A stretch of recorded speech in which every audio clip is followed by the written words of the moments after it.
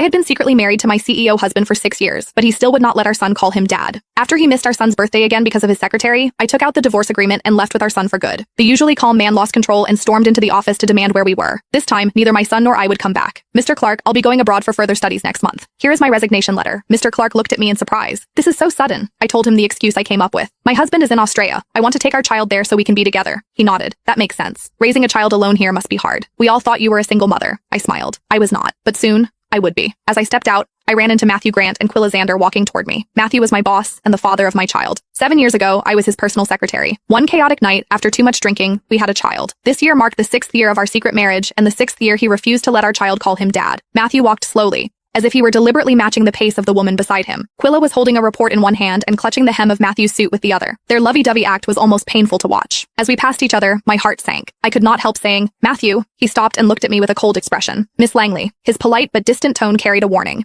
It was a reminder that this was the office. He was communicating that he was my boss and I was his employee. I understood what he meant and buried the feelings I had already been suppressing. "Mr. Grant." Matthew gave a small nod and kept walking, as if I were a stranger. I laughed bitterly at myself and swallowed the words about my resignation. He would not care anyway. My phone lit up. It was a message from my son on his smartwatch. "Mom, will Dad come home for my birthday?" I froze for a moment and instinctively looked back. I saw Matthew leaning down to speak gently to Quilla. Someone passed by and he instinctively shielded her. His eyes were full of tenderness. I suppressed the ache in my chest and texted Matthew. "Today is Tyler's birthday. Are you free tonight?" Across the hall, I saw him check his phone. Less than 3 seconds later, he put it down without a change in expression. As I looked at the unanswered message, I laughed bitterly at myself. I thought, "Whitney, get a grip. You should have known he would never love you. What were you even expecting?" I put my phone back in my pocket, took a deep breath, and walked away. I thought, "Matthew, soon you'll be free." After leaving the office, I went straight to Tyler's kindergarten to pick him up. As soon as he saw me, he said, "Mom, today's my birthday. Will Dad celebrate with me?" On the crowded street, my eyes filled with tears. "Your dad?" Before I could finish, my phone buzzed. Matthew had finally replied. "I'm free. I'll come home." A rush of joy hit me. I nodded eagerly. "Tyler, don't worry. Your dad will come home today." Tyler clapped and jumped into my arms. Thrilled. After 6 years of marriage, this was the first time Matthew had agreed to celebrate Tyler's birthday. That night, I prepared a full meal, and Tyler finished his homework early.